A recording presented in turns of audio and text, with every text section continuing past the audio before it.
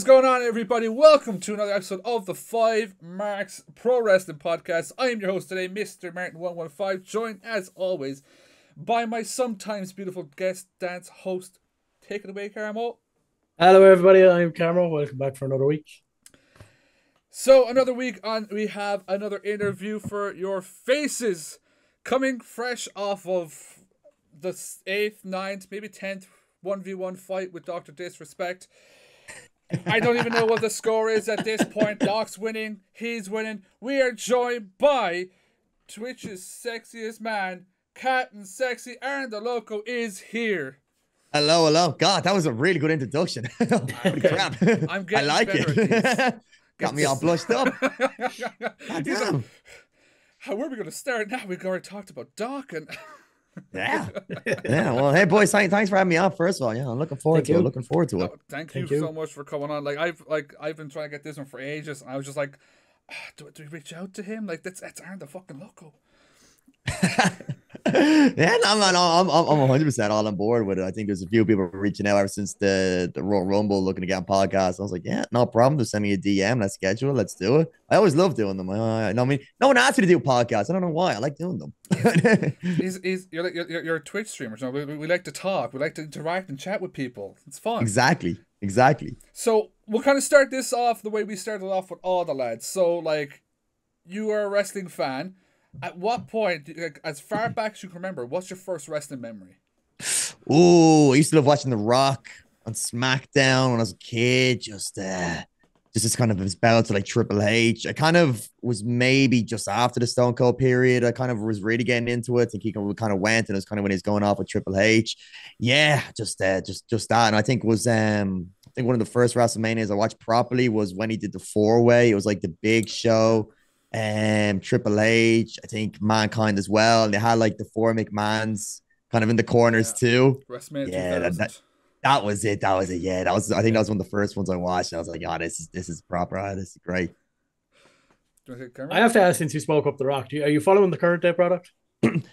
Yeah, I don't watch it, but I kind of like see a lot what's going on and kind of social media. I kind of only watch like the big events, as I said, like the Royal Rumbles, the WrestleManias. I don't kind of watch it religiously like the Raws and SmackDown each week like I used to when I was wrestling. But yeah, it's interesting anyway. But I kind of got my own kind of theory personally what's kind of happening in it. But I think it's all a work. Put it that way. I think it's all a work. Thank you. Interesting. Thank you. Yeah. So like, we've got a group chat going, and like there's lads saying one way, this way. I'm like, lads, sit, watch. You're being fucking worked. Like, just sit and watch. Wait for tonight. Yeah. Even, of when we're I think they're trying to replicate WrestleMania 30, what they did with Daniel Bryan. Yeah. I think they're trying to do something similar to that with Cody, and it's working. He's over, super over, probably more over than he's ever been now. He's seen as a massive baby face, so. They kind of they planted the seeds, and I think they're going to see where it goes. But yeah, I wouldn't be surprised if you see kind of Cody on the final night of WrestleMania, maybe even in some sort of tree-way with The Rock and the Reigns, same way they did Batista, Randy Orton, and Daniel Bryan. We're all actually being worked here. It's Captain Sexy versus The Rock at WrestleMania. It is. It is. That's it, guys. Yep. The cat's out of the bag. There goes my pop. We'll go back to yourself, obviously. So when did you decide then that you actually wanted to get into wrestling, and how did you get into wrestling? I think so. Kind of like all people, you kind of watch wrestling at a certain age, and you're kind of as a kid. But I think when you kind of get around the kind of 16 mark, you kind of lose interest, and you kind of you don't really watch. You're kind of do other things. You're playing football, and you kind of get 18. You're starting to drink, going out to the clubs, like. More things are in catching your eye. Then you get to a stage you're kind of in like your 20s again, and I don't know, you just kind of catch your eye one day, and then you get really invested back into it. And that's what kind of happened to me when I went into college. I really got into it again. I was really enjoying it, kind of around that Daniel Bryan era. And I was just playing football at the time, but I loved watching it. And then it was just one day I just seen there was an open day for main stage wrestling, like come train to be a wrestler. I was like, oh, no way. I was like, you know what? This sounds like a really cool thing. I like to try out. Went for that training day. And then I went every single week for 4 or 5 years straight. That's how it pretty much came. But yeah, I was just a really big fan of the product. Just wanted to try it out, and just tried it out, fell in love with it. And yeah, it's just one of the best things I ever did in my life, to be honest with you. So this is one question I love to ask the lads, and I don't know if you're going to remember now or not, but do you remember taking your first bump and how that felt for you? Yeah, like yeah, I do. I kind of at the start they kind of make you take these like kind of mini bumps. You're kind of like squatted over and you just kind of like fall backwards. Kind of like similar to when you see that Triple H seminar he did, and it's like, oh, took a bump, took a flat back. You're kind of like squat down. You just kind of fall back like that. It is because you don't realize how probably hard it is. You watch it on TV, you're like, ah, it doesn't look too hard, but it is. It does take the wind out of you a little bit. And even running the ropes can will hurt your back, and it takes a while for your back to condition to them. Same with taking bumps. I think it is. It's pretty. It's like it's as you said. It's bars and then like coated with wooden planks, and you get like maybe 3 inches of foam padding, and that's it. And it's so it does. It takes a bit out of you. It does kind of hurt if you get take a nasty bump on it for sure. Do you remember your first match then, and how that first match went? Oh yeah, first match was a main stage wrestling gym show, and it was against the fabulous Nikki. Oh. Yeah, against fabulous Nikki in a squash match. I wasn't supposed to be on the card, and I think I got a text off Nikki maybe like 3 days before. It goes, "Hey, would you like to do like a squash match to kind of set the tone because he's like main event in the thing?" So did a squash match and did the main event.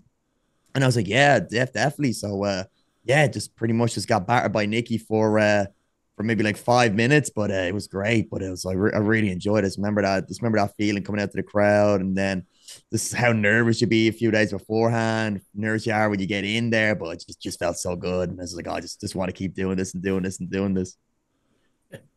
And where did the Captain Sexy character come out of then? And then I suppose the formation of Club Tropicana. Sorry. Yeah. So the Captain Sexy character was kind of there was one thing in main stage wrestling. They were doing like a challenge thing in our Facebook group where you'd have to do a promo and then you'd record a promo yourself and like you call someone else out and then they'd do a promo and then they'll call someone else out. And it was a big group thing going on for weeks. And eventually it got to me and I was like, oh, like I wanted to come up with a wrestling character. I was like, oh, what would I do? I kind of like the whole kind of sailor thing. And I used to call myself Captain Fantastic. That was the original one. And I did this really, really good promo because just coincidentally, I ended up being on holidays at the time I had to do it. So I was like by a swimming pool. I had like these blow up like boats and all like that. I had like a palm tree. So I got to do this like really, really kind of funny promo, but I went down really, really well. And then that's how it kind of came up with the captain gimmick and just kind of being it's kind of this over the top kind of fluorescent character. But then this movie, I think I was on a different holiday, and then I got a text saying there's a movie out called Captain Fantastic. I was like, oh crap, I can't call myself Captain Fantastic if a fucking movie came out about it. And then I was like thinking, I was like, oh, what can I call myself? And I always liked it. I always thought it was very funny. People that like sex or in their name, like sexy or sex or something like that in their name. I was like, what could be a funny kind of thing? I think I came up with sexy. I was like, no way. If I put like SEA at the end of that, it would say sexy. And it's like a play on words, Captain C. I don't know how I did it. I just happened one day and I just like, that is fucking genius. And I just went with it. I was like, this is great. And yeah, that's how the name kind of Captain Sexy came about. Club Tropicana, I think, yeah, it was the another guy who we trained with who was kind of I used to do comedy. There wasn't many kind of comedy wrestlers kind of coming up with the scene. There was obviously like the likes of gymnastics already established, but there was very many newcomers who were trying to do kind of comedy wrestling. I always loved the comedy side. But then there was another trainee, Uso at the time, or Aiden as they called him. He was the kind of other trainee who would do the comedy wrestling. And yeah, we just thought it was a good idea to come up with be like a tag team and do it more so because individually we probably weren't strong enough or had kind of enough wrestling ability to kind of go solo. I think comedy wrestling works well and kind of tag team formats also. So it just made sense to us doing a tag team. And obviously you wanted to keep that kind of exotic likeness. So we kind of came with the name Club Tropicana. And then we kind of came with the music as well to come up to Rick James. I had that kind of nice kind of vibe, that kind of bit of dancey kind of clubby like vibe to it as well. So yeah, it just kind of all came together and stuff like that. Yeah. Can I just ask you, like the Captain Sexy character, because they say the best characters are the people turned up to fucking. Is that you turned? I don't know how far fucking up because it's so out there. Yeah, like it is. Like, and even I'm sure if anybody would kind of vouch and say, even when we're in training, it's kind of what I was like. I just kind of just like being funny and just kind of just making people laugh and just doing things as kind of extravagantly as possible. At home, I'm very chilled. I'm very I'm just a very laid back person in the house. I'm probably real bored, but yeah, just kind of around with the boys or whatnot, just like popping them, making them laugh. So I say they'll definitely say no. He's pretty similar to the character when he's around us and stuff like that. Yeah. But yeah, you're right. It's kind of like a dial turned up pretty much. Yeah. Your first OTT match then. Mm. Do you remember kind of like, I suppose, the nervousness before it, or was there kind of excitement? And how was that feeling after the match?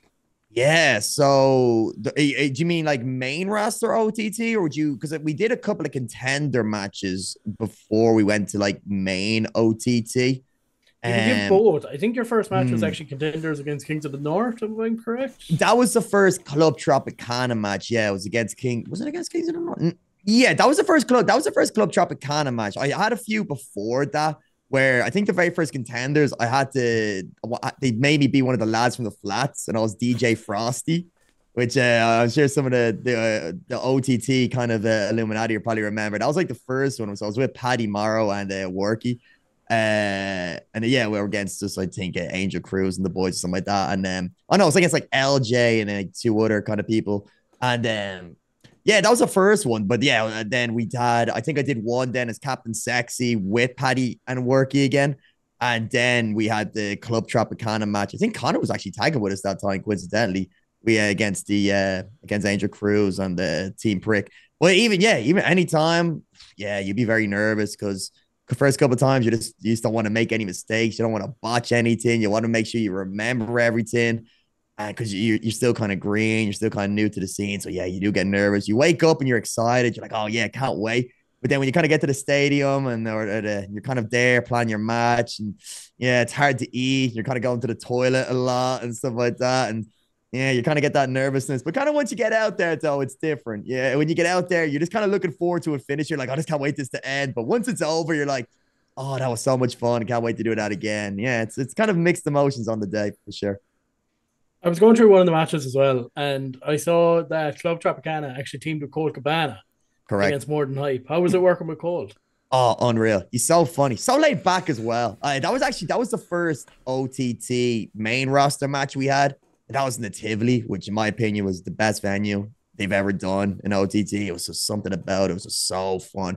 But yeah, he's so cool. So laid back, just kind of like, yeah, this would be funny, and this kind of you kind of spit an idea to him. It's like it'd be funnier if we did it this way. But yes, he was a very cool guy. Very, very strange character though when you're talking to him off. He's kind of hard to read. I think he kind of messaged you a little bit. Because I went up to him after the match, like, hey, thank you very much for everything. I was like shaking his hand, and he's like, we don't shake hands like that. We shake hands like this. He starts doing some weird things with my thumb and stuff. But he has this like really serious, but he had like this really serious face about him, like as if he's like really serious, but he's just kind of messing with you. And you're like, you just couldn't tell. It was really hard to get a read on him, but nah, he was a killer character. Really nice guy. Nah, I love that. That's one of my favorite matches for sure. Just looking at him like, I'm gonna go that way now. It was kind of like that. I was like, I can't get a read. I was like, I know you're messing with me, but like, are you messing with me? It's like, I don't know now. I don't know. But nah, he 100% was, but no, really, really, really nice guy. Really nice guy. I was going through your matches again, as I said, and I've seen that you've been in the ring with like Colt Cabana, Rene Dupree, Speedball, Mike Bailey, Justin, and a few.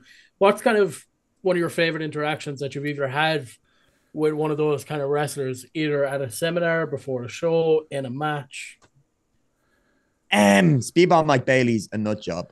He's crazy. I love him. I think he's great. We still talk to this day on Twitter or like on Twitch. He's fantastic. Most talented person I've ever seen, but he's pure bonkers. You're just talking before a match. He's like, yeah, we'll do this. We'll do this. We'll do this. And then I'll do like a backflip on top of your shoulders. I'm like, what the fuck? I think actually a funny story. This is a match we had over in Brighton for Riptide. It was me and Aiden against Speedball and Veda, his wife. And there was a spot. It was like, okay, me and you be doing this, this, and this. Veda will come up to you. Aiden will come up to me. They'll kick both of us.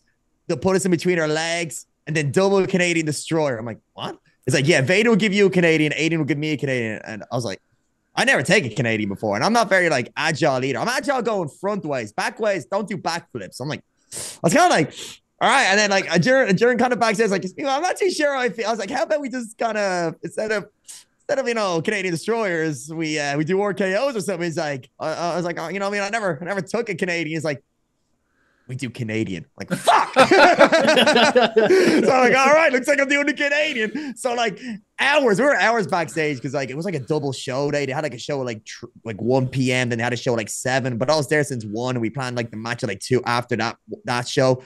So I'm like backstage for like 4 hours. Already we have the match planned. Just constantly just thinking, I've got to take Canadian. Then all during the match, I'm like, I can't blow up. I gotta make sure I got enough energy to go freaking backwards. And then it comes a time like, I'm the shit scared. It's like, oh, god damn. I'm like, I don't know what's gonna happen here. But I just went for it. And thank God I survived. But yeah, it wasn't nice. No, and just have a fear like the whole time. I'm gonna have to take Canadian for the first time. Didn't even practice it, never tried it before. Just went for it. But yeah, he's crazy, those people. He's fantastic. Rene Dupree's cool as well. He's just chill. You're like, God, Rene, we're gonna do this. He's like, all right, cool. he doesn't care. I love Rene. Rene was fantastic. No, but anyone I met in the wrestling scene, big names have always been great. No trouble. No, I wouldn't say a bad word about anybody. Anyone who ever talked to or met has been fantastic. Except be cool. Yeah, he's a dick. we can do it again. I want to kind of come up to kind of like March 2020. So I believe the last show you were on was March 2020. It was against Patty M and Martina against Club Tropicana. What was the feeling kind of around that show? Because I suppose everyone kind of knew that COVID was coming in, and there was obviously big talks about that lockdown. Was there a different feeling going into that show, or was it still just kind of routine as normal? Yeah, it's just routine as normal. I don't think anyone kind of predicted that. No one kind of saw wrestling as just going to stop for like 2 years nearly. No one kind of saw that. And there was no kind of feeling about anything. I think everyone was still kind of in the dark about what was actually going to happen or what was going on. No one really knew. Backstage, everything was business as usual. No, we weren't like, oh, this could be the last match for a while. No, it was very, very standard. And yeah, I think just once lockdown happened, I think everything just kind of came out surprised. Everyone was like, oh, god damn, yeah. But no, none of us were any different backstage than any other day. I want to kind of talk about one other match before I kind of hand it to Martin to get into Twitch and stuff like that. October 2021, you did come back for one match. Yes. Yourself and Nikki, Club Tropicana, against tag team champions, Be Cool and Jay. Yeah. Did you know at that time that was going to be your last match, or what was kind of the feeling around it? Yeah, I was kind of, I think that's when OTT was kind of getting back up and running again. I think it was their first Dublin show. They might have done 1 or 2 in Belfast prior. At that stage, I kind of made a decision I wasn't going to come back to wrestling. I was kind of considering at the time, but I had a child. Not like I gave birth to a child. The missus gave birth to a child, but yeah, she gave birth to a child. But so it's kind of like my mindset. I kind of before COVID, I was kind of like, I'm just going to give this, I think 2020, I was saying to myself at the start of the year, I'm just going to go really hard at this for 1 more year, and then I'm just going to pack it in. I never had like ambitions or dreams like, oh, I want to go WWE or Japan. I'm realistic at the same time. My age, I'm not like the best wrestler. I was just kind of funny, and I was like, I just enjoyed doing. I was like, yeah, there's 1 more good solid year of OTT, then I'm happy I'll pack it in. And but yeah, obviously COVID hit, put that on the back burner. I was like, crap. Then obviously had the child, and then I was really getting into Twitch, and Twitch was really doing well, content. And I was like, oh, I can't really do both, work full time, do Twitch and do wrestling. So I kind of had to choose one or the other. So I chose Twitch, and I kind of packed in the wrestling. I was kind of happy with what I got through. But Joe would message me and go, hey, look, I'll give you like a Hogan deal. You don't got to train. You can just kind of come to the shows, be on the shows, come before like an hour before a show, and then you can leave right after your match. Because he kind of knew my situation. But I was like, I said to him, like, thank you very much. But I was like, I don't like that offer just because it's not fair in other guys. And I don't want to be that guy that's coming in, not training, getting a match when other people are like training as hard as they are, like 2 or 3 days a week. They're coming up, setting the ring, putting it back, and here I am just coming in, doing a match and going home. It's not fair. I don't believe in that ideology. And I was like, I appreciate it, but I'm just not about that. Even though I would have loved to done it, but it's just not fair, and I just don't believe it. But I think he was like, look, Dublin show, can you come do this? And I was like, yeah, let's just do it. First Dublin show, I was like, yeah, you know what, let's just go for it. So I did a few training sessions beforehand, just like with the boys, get my fitness back. And I was kind of pretty adamant this would be my last wrestling match, and kind of knew it would be too. I didn't really have any ambitions to, if this goes well, I'll come back in full time and see. I was pretty comfortable saying, yeah, this would be the last one. So yeah, just went out there. We had a lot of fun, and yeah, no, I always love working with Barry and Jay. Them guys are great, and also with Nikki. Nikki's always good fun. Always fun to have like your first match against someone, then your last match with them as well. It's always kind of a nice way to put it. You join with me now? Oh, lovely. Yep. So, I want to kind of go in, because you said about there during COVID time, Captain SexSea made the jump from wrestling to Twitch. That's obviously where you started your Twitch as well, was as Captain SexSea. And for you, like, where did the idea come from? Like, I'm going to give streaming a go. Yeah, I've always been big in the gaming. Gaming's not just something I just picked up during COVID. Like in my spare time, I was always playing games, always playing Call of Duty, always like playing FIFA or Apex or whatnot. Like ever since I was like a kid, and then I used to do it competitively as well, like years and years ago, and just something I always did, just loved doing. And during COVID, I don't know why I had the idea of let's do it live. I think I said I'll try it one day, and the Cowboy or CJ West kind of like helped me out, set everything up I needed. I just kind of went for it. And then I was like, you know what? It's fun. Let's keep going. I'm going to keep trying it. And the more I did, the more I got into it. And I was always like a big fan of like Dr.Disrespect. And I loved his whole kind of gimmick idea. So I took a lot of inspiration from him. And I kind of then eventually, once I got more into it, I then kind of like got green screens. I got scenes made and kind of had this whole like idea like in setup. It was really cool at the time. Actually, like I was on a boat and it was very Dr.Disrespect-esque where like there's different rooms on the boat. You had like a gym, you had like the top deck, you had like the captain controls and all these kind of other things and really cool things. But yeah, the more I did, the more I got into it, and I just keep loving it and loving it. And then I was eventually got to making content, making videos, and the videos were doing well. Everything started growing, and yeah, just eventually started taking off pretty well. And obviously, like, true that, like, you mentioned Cowboy CJ there, and I had to bring this up just simply because, as a bit of a joke to rib Mr. J himself. But like Jay, realistically, has yourself and Cowboy to thank for him getting over. Without you guys, that Belfast show, there would never been Jay signs in that crowd. Yeah, true. Yeah, I like to contribute a lot of my success to Jay's success and stuff like that. I always found there was a weird thing with Tropicana. There was always a thing. Anyone who beat Tropicana always ended up getting title shots or winning titles. And it just always happened. And it was weird. It's like anybody, MTH, is like, you beat us, then they go off getting title shots. So it's like we just gave everyone some sort of rub after they beat us, and they just go on for glory. And then we were just like stuck there. And it's like, huh. I'm happy for them. Clearly, you should have just had a singles match. One of you pins the other. Tag matches right there. I know. Just too bad we didn't think of that.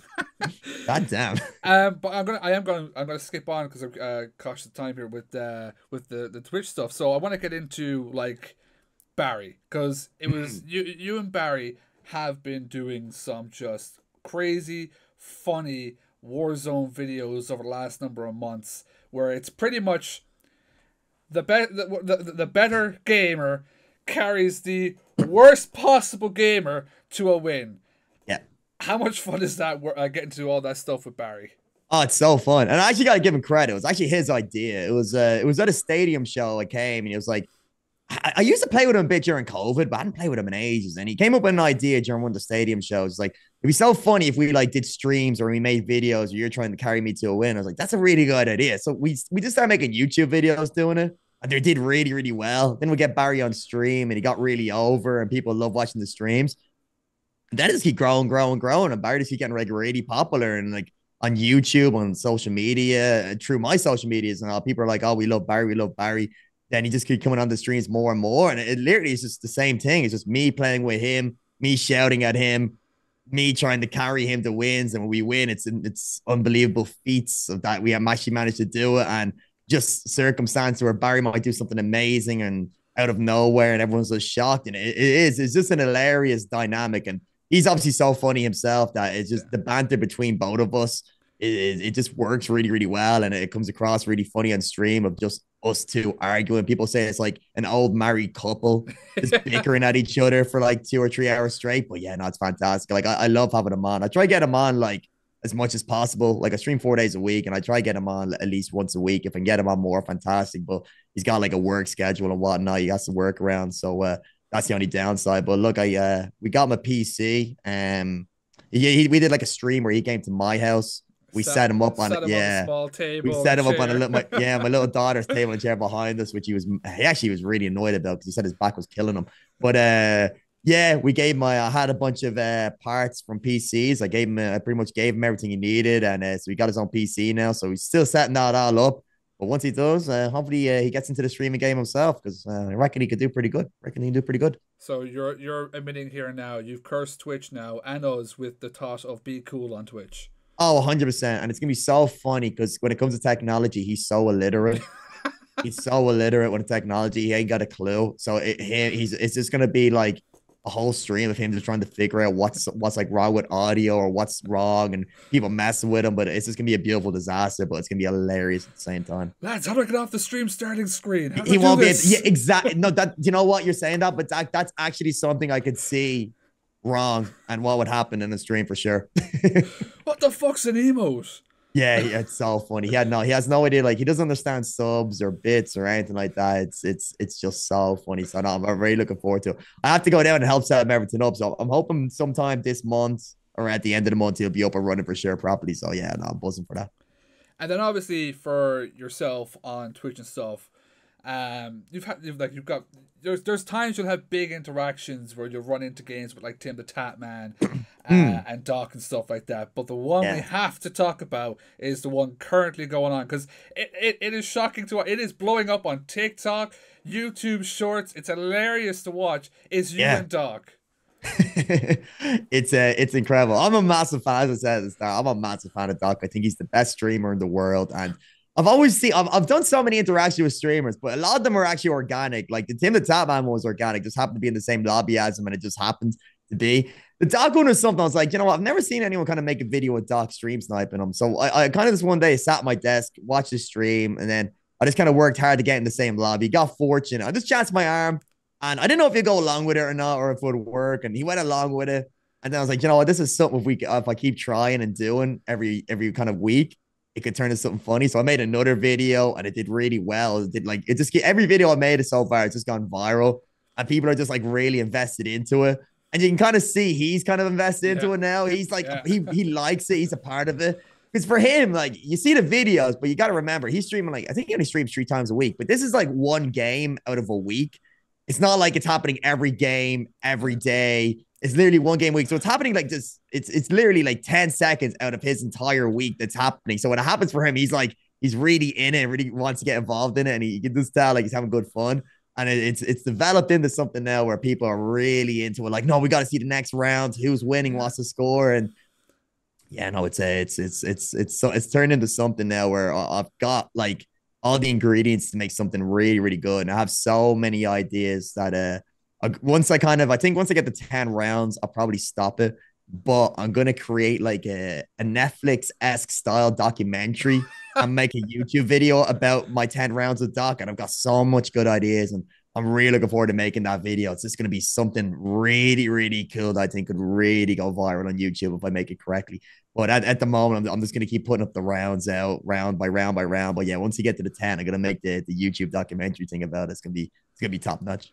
My favorite thing with it, because obviously like Doc is a character and he like it's very hard to get Doc to break. Very hard. My favorite clip to show people is when you've just beaten him and you're shouting at him like something like you should have had more Weetabix or something like that, and you could see he's trying so hard not to laugh. Yeah. So all he does is just grin, go fuck.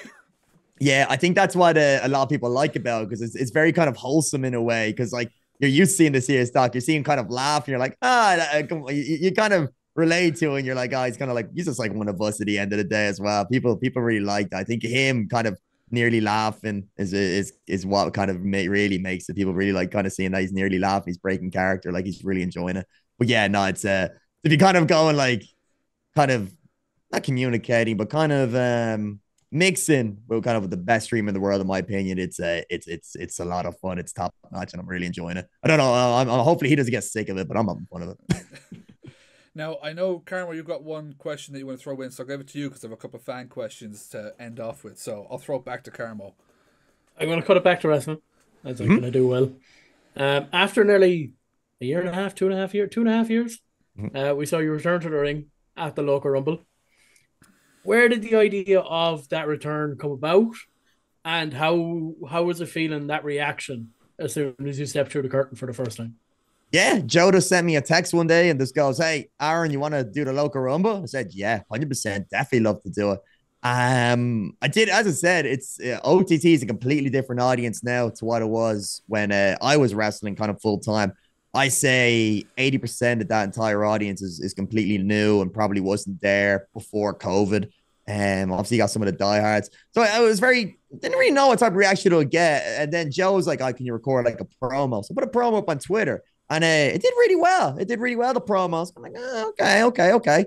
And then I put one out on the day, did really well. And then I wasn't too sure like what type of reaction would get. But I think then before OTT, or I think during OTT, they did like a preview of the Rumble where they're showing like who's on it.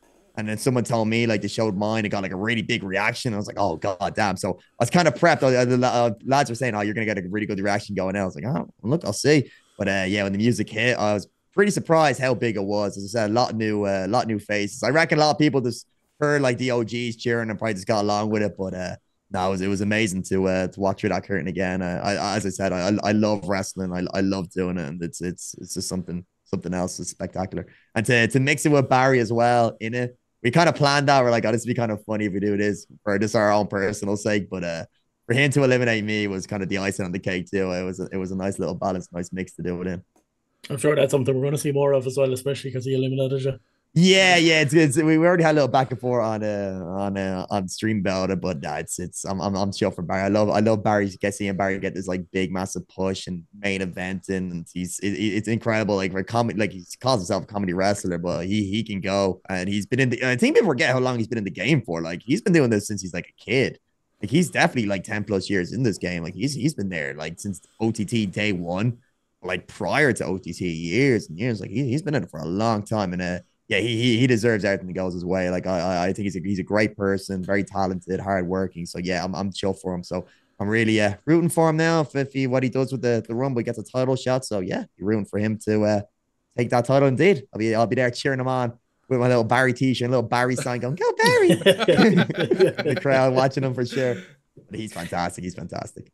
He's good. I'll hand it back to Martin for the few fan questions. So we've got some fan questions here I put out on the Instagram to ask some questions. And the first one, just because we're talking about Barry, I'm going to start off with is someone asked, when are we getting the big COD Mania payoff between Barry and AaronTheLoco? Oh, like as in like a wrestling aspect, or like in I mean, it could be a 1v1 last kill 360. He doesn't want. No. If we 1v1 Barry, it'd be ugly. Like Barry showed his KD the other day, his kill death ratio, and it's 0.33, which is absolutely diabolical. Not. It is. He actually was. He showed on stream. We didn't know what it was. It was the first time ever looking. I told him to look at it, and he goes 0.33. Of course, he had no idea if that was good or bad, but I think anyone who's kind of in the Call of Duty scene that like knows like that is below average, like below average by a mile. So no, that'll get ugly. But and look, who knows? Maybe there's one more wrestling match down the line where me and Barry do something. I always said I'd like to do like one more like final match, and if it was, I'd love it to be with like someone with Barry for sure. So you never know. Please go buy some like toy guns. Bring some Warzone aspect into it. Oh yeah. Well, I feel, that'd be a nice little just like slide canceling around the ring, like, tearing my kneecap apart, like pull an ACL. Next question is biggest career highlight, gaming and wrestling. Oh, if I say the highlight, probably had to be when Mr. Beast came into the stream. And no. Yeah, Mr. Beast. Well, I was in a Mr. Beast video back in when was it? 2021. I think it was just a year into streaming. Mr. Beast came in, and it's weird because he doesn't when he comes on Twitch, he has an account called Mr. Beast Gaming, but like it's not like verified or it's not partnered. It just looks like a normal account. And he come in and he goes, he donated 1,000 right there and then without saying anything. And my alerts were messed up with donations, so it doesn't come up on screen at the time but like it comes up in the chat. But it looked like someone just like typed in the /me donated 1,000. Like so no one thought it was real. And I was like, was that real? Like they saw, I was like, I don't think that's real. Then they did it again. I was like, it's definitely not real at this point. Yeah. No, I was like, it's not real. And then he go check your Twitter. And I checked my Twitter and I had a DM from Mr. Beast going, it's literally a DM from Mr. Beast's main account going, it's real. And he goes, then his next message was, prove you were on a boat. Because obviously I was doing the Captain Sexy thing and had the green screen being on a boat. So I used to have this really cool thing I did. It was called like a boat party. I had like all these effects, different cameras going off and timers, and it was still like a remix of Careless Whisper, like a dance remix thing. And I had like a saxophone, and they didn't really prove we're on a boat, but it was like a really cool visual effect. If you want to go watch it, if you look up Mr. Beast donates to streamers, I think it's on like his Mr. Beast gaming channel. If you find it, it'll be from 2021. I don't think he's actually done one since that. Donating to Twitch streamers, but if you go find it, it's there. And it's got like 30 odd 40 million views or something, like something crazy. And yeah, I did that, and then he donated 8,000 after that. So he gave 10,000 in total, which was like bonkers.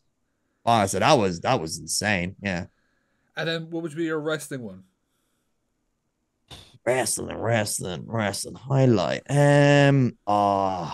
I think it's gotta be the stadium show. I was gonna say Africa against Aussie Open. That was my favorite entrance. The Africa one where he came out. That was in I think it was like the KFC arena or something against Aussie Open. That was the first time we did Africa.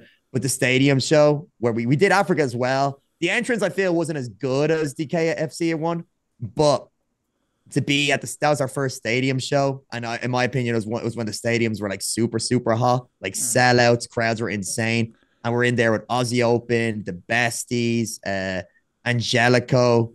I always forget the luchador's name who was in it. He's like Rey Mysterio's nephew or something. Fuck. Is it Ray Phoenix? No. No, it's not Ray Phoenix. I always think it's Ray Phoenix. It's not. You don't really see much of him these days anymore. I think he might have been a Lucha Underground like a little bit.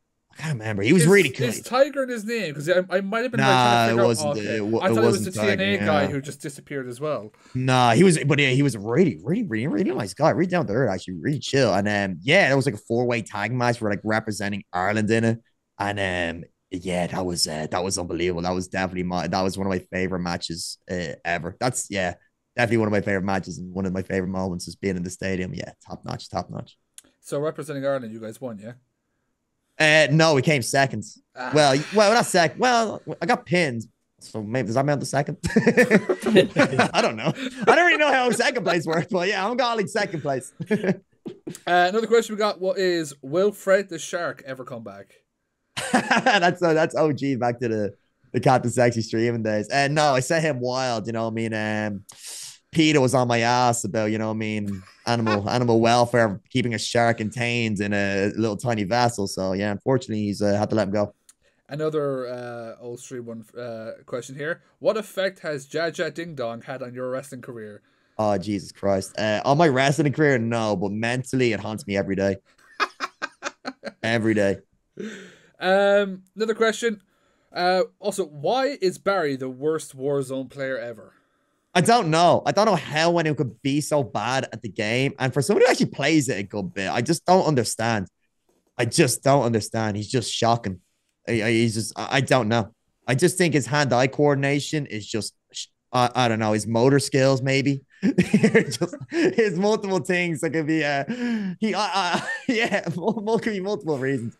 Combine maybe motor skills, hand-eye coordination, just, I don't know. Maybe just needs to stick to. He likes chess. He says he's really good at chess. Maybe just that's maybe the issue right there. Is why.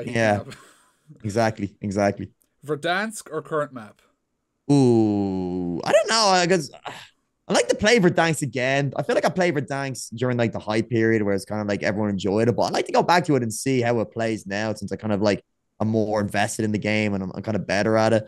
I don't know. I probably would say Verdansk just for nostalgia reasons. I literally haven't played Warzone since Verdansk left. I think actually probably 90% of the player base be the same as I think everyone just played it during lockdown with their mates and whatnot. Would you ever consider going back part-time to wrestling? Not part-time, because I don't, as I said, I just don't have the time to do it. And not part-time. Yeah, just with time-wise. As I said, I like to do one more match. And I was only saying I'd like it to involve Nikki and I'd like to involve Barry. For sure. But yeah, one more match I'd like to do. And I was only saying after the Rumble, saying to the boys, I'd like to do like one more kind of final hoorah for sure. So look, who knows? I just realized I probably left one of the worst questions for last, but why are you so sexy? I don't know. Just maybe it's the constant testosterone boosters I'm injecting into myself every night before I go into bed. The the amount of beard oil I massage gently into my facial hair for 2 hours straight when I wake up first thing in the morning, the thousands upon thousands of push-ups I do nonstop throughout the day. Could be any of those reasons. The 20,000 ab crunches I don't do. Because I've got a dad bod now. Yeah, just gifted, I guess. Well, Carmo, I will send it back to you now. And again, thanks to everyone who sent in questions. Always appreciated. Very much so. You've kind of answered it. But if you were to have one more match, would you want it to be in the stadium? Oh, stadium would be. I wouldn't mind where it is. Stadium would be a massive bonus. Would be. I wouldn't. At the same time, wouldn't want to take a spot away from someone in the stadium though. Stadium, yeah, I'd love to be, but I'd take it anywhere. I wouldn't mind where it is. I'll just be happy to have like one more final fun match, and just kind of then be able to kind of like hang up the boots for sure and go, nah, that's kind of me, fully complete. That's a solid answer. Yeah. Well, we always give this to everybody, so obviously we sat down, we've talked now. This is kind of your moment now. If there's anything that you want to talk about, promote, this is now Aaron's time. Yeah, if you want to catch me, AaronTheLoco, all one word, every social, or on YouTube, or on TikTok, Facebook, Twitter, or Instagram. Stream on Twitch 4 days a week. So yeah, if you want to come watch me and potentially Barry as well play, come over to Twitch. We stream every Monday, Tuesday, Thursday, Friday, 1:30 p.m. British Standard Time up to 6 p.m. British Standard Time. Yeah, pop in, say hi, and yeah, watch me do my thing. Stream snipe him. That's what your aim is. Yeah. To do. Stream snipe. Yeah, come on in, say, hey, Aaron, you owe me a fist fight, and then throw them down. And it always goes one way, you know what I mean? I've got sharp fists. Sharp fists. Just hope that no one's aiming a sniper down to ruin your first fight. Carmo. Oh, it's happened. Carmo, I will throw everything back over to you now. Perfect. We'll finish it out. Captain Texie, Aaron, thank you so much for joining us. It's been an absolute pleasure. Same, boys. Thank you so much as well. Thank you very much for reaching out. And as I said, I don't know why people don't ask me to do podcasts. I love doing them. I accept them all. And yeah, no, it was great. And I thank you guys very much for having me on. Thank you so much. We will have links down below for all Aaron's social media, Twitch, YouTube, everything, YouTube, Twitch, the whole lot. everything. And you'll find ours down there as well. But ladies and gentlemen, for another week, we have been FiveMarks Brothers podcast, and we are officially ding, done. Yeah.